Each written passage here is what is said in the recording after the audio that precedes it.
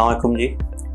मेरा नाम अली जावेद है और मैं एचआर की फील्ड से पिछले 20 साल से वाबस्ता हूँ।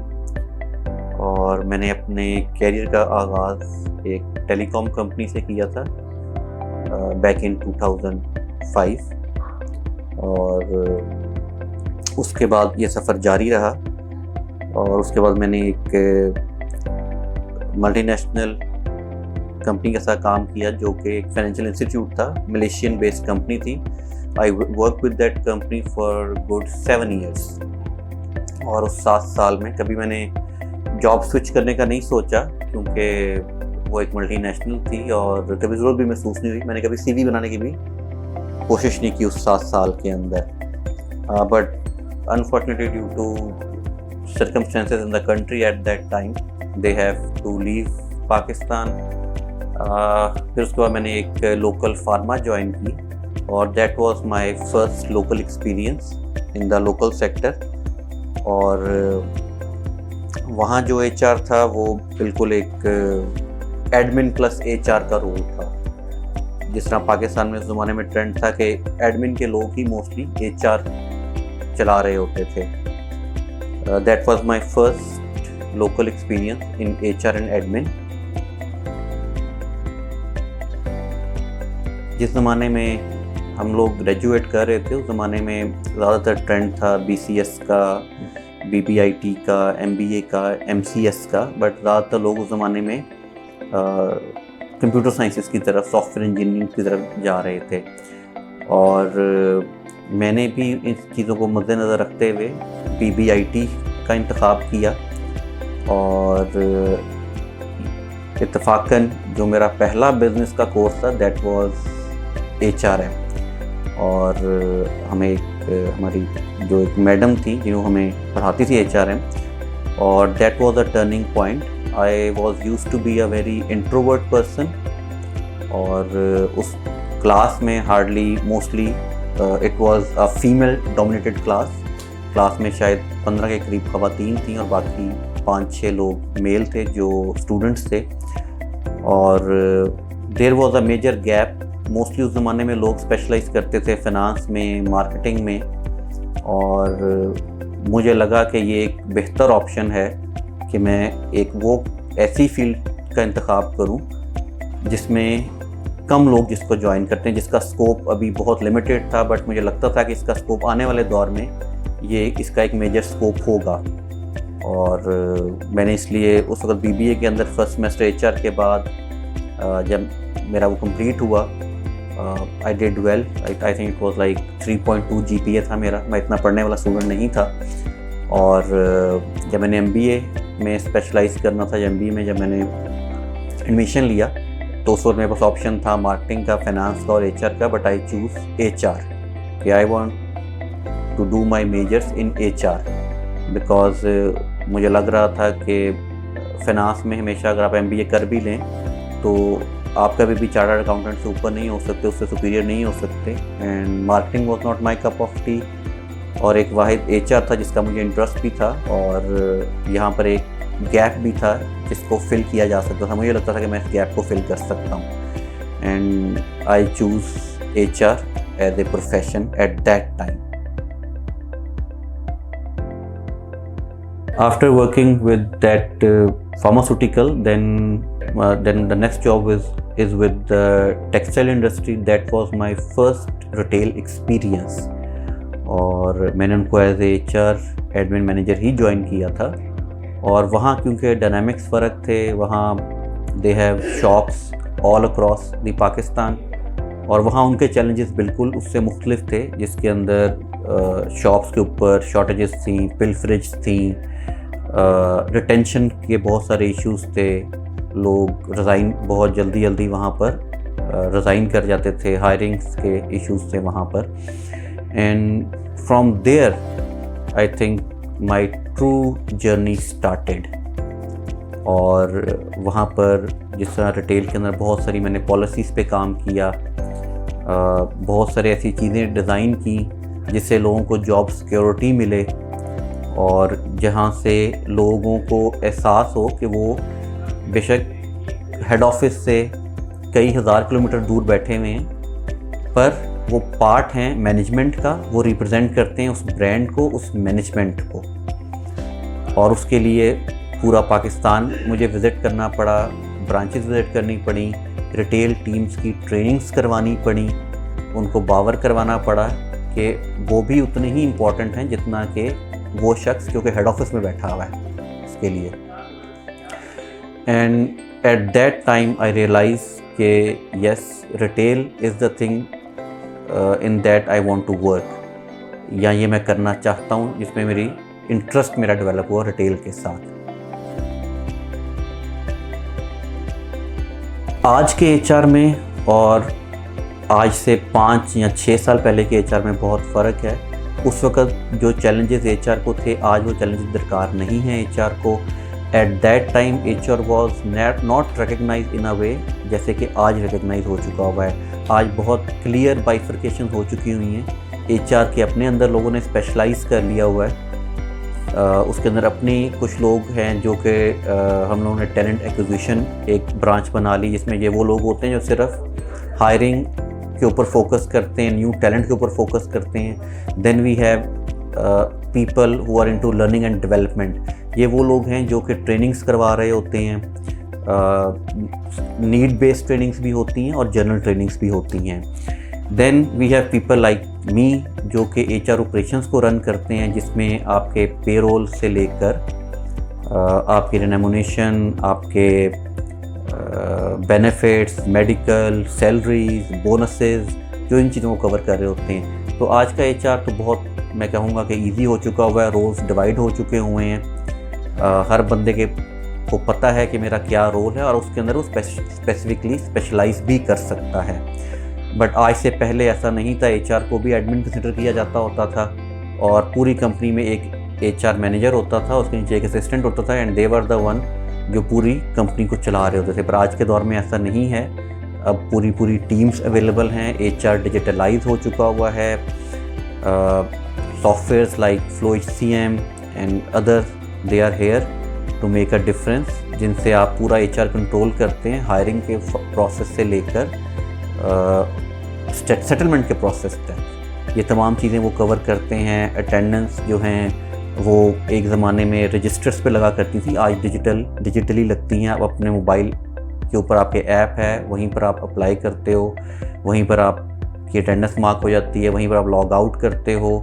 इसी तरह अगर आपने कोई लीव अप्लाई करनी है तो इट्स ऑल। अब तो बहुत आने वाले लोगों के लिए एचआर बहुत आसान हो चुका है, मुझे ऐसे लगता है, क्योंकि it is digitalise now, it's paperless now अल्हम्दुलिल्लाह। और अब तो हम एचआर की तरफ मूव कर चुके हुए हैं दुनिया कि बेहतर किस तरह की और एनवायरनमेंट को कैसे बेहतर किया जा सकता है, लोगों के बिहेवियर्स को कैसे चेंज किया जा सकता है, कंपनी के कल्चर और बिहेवियर को कैसे चेंज किया जा सकता है।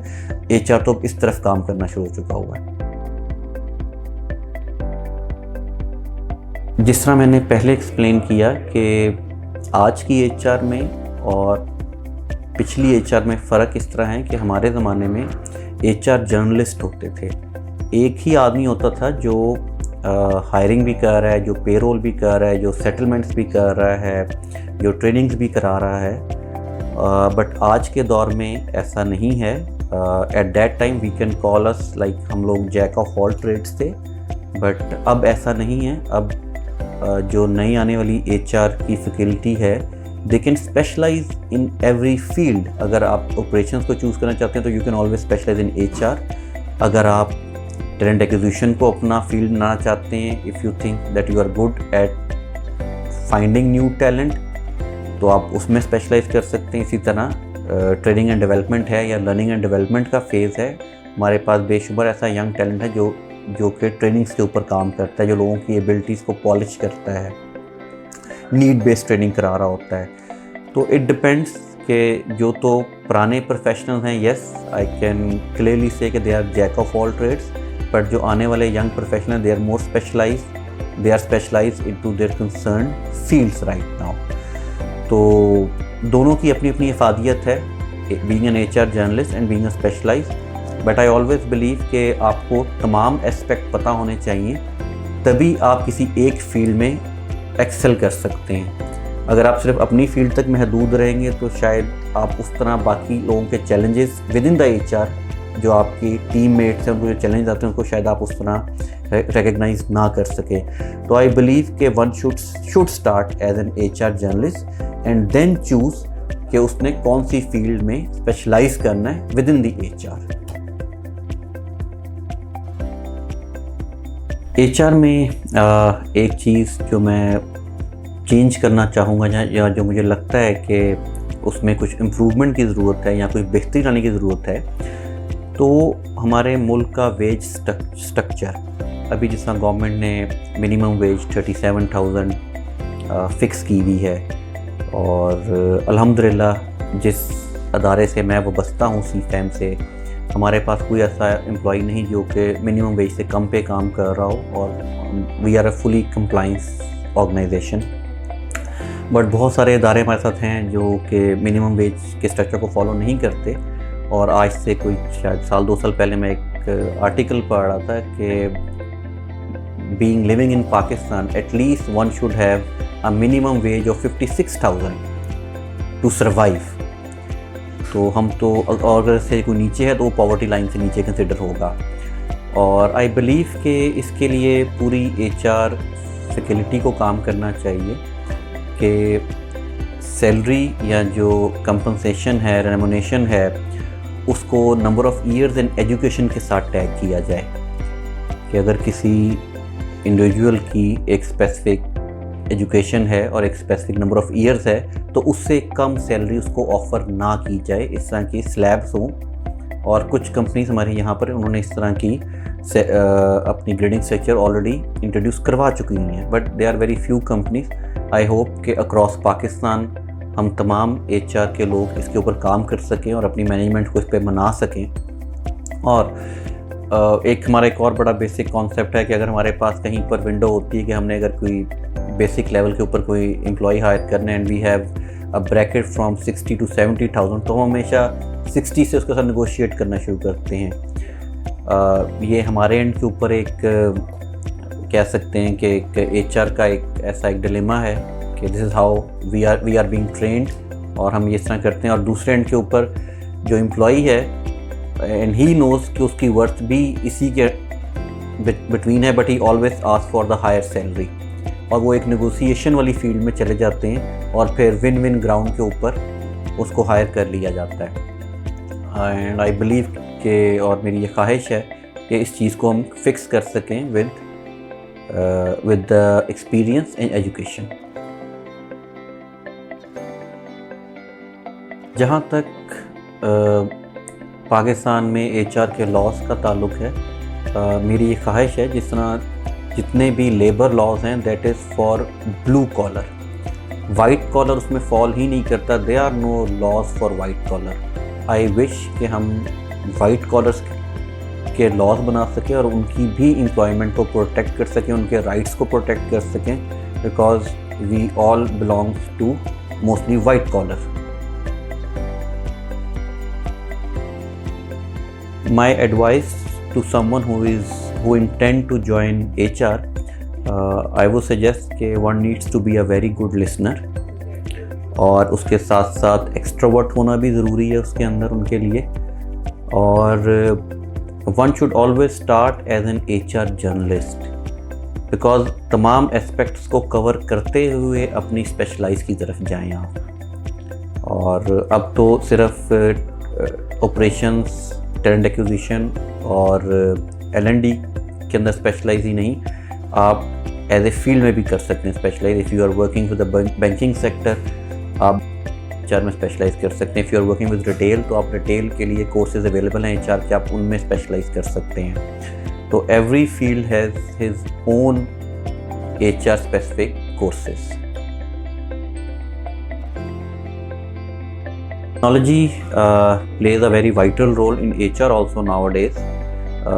Having softwares like FlowHCM, HR has gone digital right now, and उसकी वजह से we have gone paperless, क्योंकि पहले HR में सारी डॉक्यूमेंटेशन ही होती थी, एम्प्लॉय की हायरिंग से लेकर उसकी सेटलमेंट तक तमाम डॉक्यूमेंट्स ही होते थे।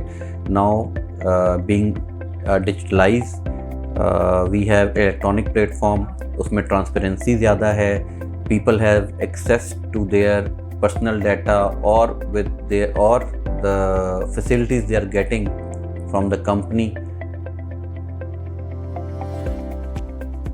किसी भी इंडिविजुअल जो कि HR की फील्ड में न्यू है, I would suggest he or she should stay with the same company at least for like 3 to 4 years, because उसका लाइफ साइकिल इतने टाइम में लाइफ साइकिल कंप्लीट होता है तकरीबन उनका, एंड इट डिपेंड्स कि आप कब तक आपकी लर्निंग चल रही है। एंड इफ़ यू फील कि आपका कैरियर स्टेगनेंट हो गया है, ग्रोथ नहीं है, या you can not make change to the organisation और to the culture of the organisation, then it's high time to move और to switch to some other company और ऑर्गेनाइजेशन, बिकॉज वहाँ पर रुक के आपकी अपनी ग्रोथ भी स्टेगनेंट है और आप कंपनी के भी बेनिफिट में कुछ नहीं कर पा रहे हैं।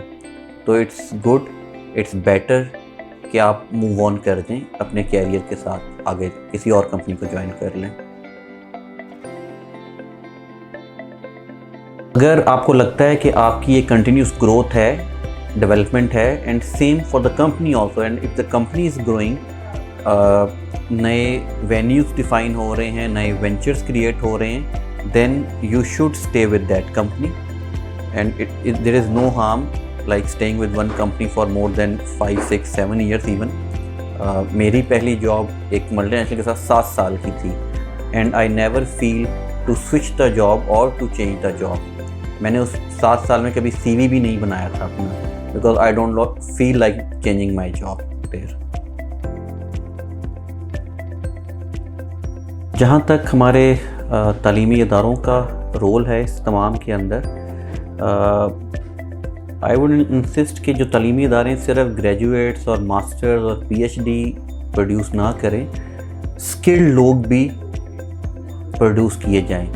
इनिशियल लेवल पे उस बच्चे की, उस स्टूडेंट की स्किल को रिकग्नाइज़ किया जाए, उसके इंटरेस्ट को रिकग्नाइज़ किया जाए, और फिर उसी लेवल पे उसको पॉलिश किया जाए। आज दुनिया में ऐसे मुल्क हैं जो कंट्री लेवल के ऊपर ह्यूमन रिसोर्स मैनेजमेंट कर रहे हैं। दे एग्जैक्टली नो कि by 2050 how many doctors will be required, how many engineers will be required, और even how many carpenters will be required at that time. तो at least हम लोग अपने तालीमी इदारों की हद तक इस चीज़ को रिकग्नाइज़ करें और इसको बाइफरकेट कर पाएँ कि हम अपने बच्चे का टैलेंट पहचान सकें और उसको उसके लिए प्रिपेयर कर सकें आने वाले दौर के लिए। बिकॉज जिस तरह हम लोग, जिस हिसाब से हमारी यूनिवर्सिटीज़ से स्टूडेंट्स ग्रेजुएट हो रहे हैं और जिस तरह वो मार्केट के अंदर वो लोग जॉब्स नहीं हैं हमारे पास, और they are doing odd jobs जो उनकी फील्ड से रिलेटेड भी नहीं हैं, तो क्यों ना हम इस चीज़ को पहले ही इसका प्रिकॉशन लें और उनकी स्किल को पहचान के उसको स्किल के लिए प्रिपेयर किया जाए। बीइंग एन HR प्रोफेशनल, और वो भी HR ऑपरेशंस से, क्योंकि मेरा आजकल ताल्लुक़ है या उस फील्ड को मैं देख रहा हूँ इस अदारे की, एक टिपिकल दिन हमारे डेली के जो रूटीन वर्क होते हैं, लोगों की सेटलमेंट्स हैं, लोगों के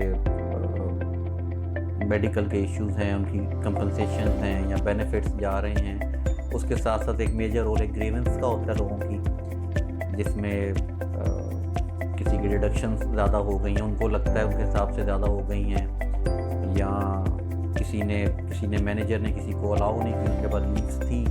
तो it's a very diversified kind of day. हमारे पास रोज़ एक कोई नया सिनेरियो बिल्ट होता है, रोज़ एक नई स्टोरी होती है हमारे पास, और एक नया चैलेंज हम फेस कर रहे होते हैं, और यही इस फील्ड की खूबसूरती है, और शायद यही वजह है कि मैं इस फील्ड के अंदर हूँ कि मुझे रोज़ एक नई चीज़, एक नया एक्सपीरियंस करने को मिलता है। जहाँ तक लीडरशिप फ़िलासफ़ी की बात है, आई एम्पावर माई सबॉर्डिनेट्स, मैं उनको पावर्स डेडिकेट करता हूँ, उन पे ट्रस्ट करता हूँ, and I always support them in their decisions. जहाँ पर मेरा कोई इख्तिलाफ़ राय होता है मैं उनसे ज़रूर बता देता हूँ कि ये डिफरेंस ऑफ ओपिनियन है मेरा, but if they still feel like doing it they can do it, and this is how people learn. जब तक आप उनको डेडिकेट नहीं करेंगे पावर, उनको फ्री हैंड नहीं देंगे काम करने का, वो कभी भी ग्रो नहीं करेंगे और उनकी लर्निंग नहीं होगी। So in my view one should always empower their staff और पीपल वर्किंग अंडर दैम।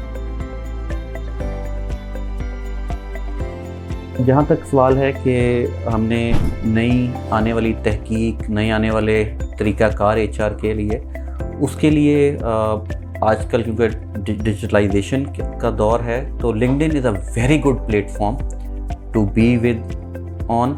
और मैं सबको यही मशवरा देता हूँ कि one should always have his और हर अकाउंट ऑन लिंक्डइन, और अपनी जो कि जिस भी फील्ड से हैं, चाहे वो मार्केटिंग से हैं, फाइनेंस से हैं या स्पेसिफिकली HR से हैं, वो अपनी फील्ड के लोगों के साथ लिंक में रहें। उनके सेमिनार्स आते रहते हैं, आप वो अटेंड कर सकते हैं, शॉर्ट कोर्सेज अवेलेबल होते हैं। तो अपने जो भी आपकी फैकल्टी है या विसिनिटी है उसके अंदर आप रहते हुए इन तमाम न्यू डेवलपमेंट्स जो भी हो रही हैं उससे आप वेयर अबाउट्स का आपको पता रहता है। Being an HR professional, we are a bridge between the employer and the employees, or definitely because it's all the business depend upon the profitability or the revenue that company is generating. So we have to align our objectives with the objectives of the company. तो sometimes ये होता है कि हमें for the betterment of the company कुछ ऐसे decision लेने पड़ते हैं जिसके अंदर शायद एम्प्लॉयज़ को थोड़ा नुकसान होता है या sometime they lose their job, and it's all because of the job nature और the nature of the business. If the business is down तो आपको कुछ ऐसे सख्त डिसीजन लेने पड़ते हैं। एंड हमने पीछे देखा जब कोरोना आया है तो बहुत सारे लोगों की जॉब्स चली गई, कुछ लोग ऐसे जिन्होंने बगैर सैलरी के काम किया है। तो ये this is a very difficult part and it's very hard for us also to fill this gap. What excites me about the future of HR in the last one decade, जिस तरह HR evolve हुआ है, जिस तरह HR digitalise हुआ है, उसके अंदर अब कहीं ना कहीं AI भी इंटीग्रेट हो रहा है। आई बिलीव कि ह्यूमन इंटरेक्शन हमेशा था और हमेशा रहेगा। हम जितने मर्ज़ी स्ट्रेटेजिक HR बन जाएं, जितने मर्ज़ी डिजिटलाइज हो जाएं, बट आई थिंक कि जो HR डिस्कशन होती है एम्प्लॉई और HR के बीच में, जो कि हार्ट टू हार्ट होती है, that can not be replaced by any digitalization or AI. As far the final message is concerned, I would like to say कि एक अच्छा HR प्रोफेशनल होने के साथ साथ या एक अच्छा फाइनेंशियल या मार्केटिंग प्रोफेशनल होने के साथ साथ we need to be a good human being first. लोगों के लिए आसानियाँ पैदा करें, इंशाल्लाह अल्लाह आपके लिए आसानियाँ पैदा करेगा। Thank you.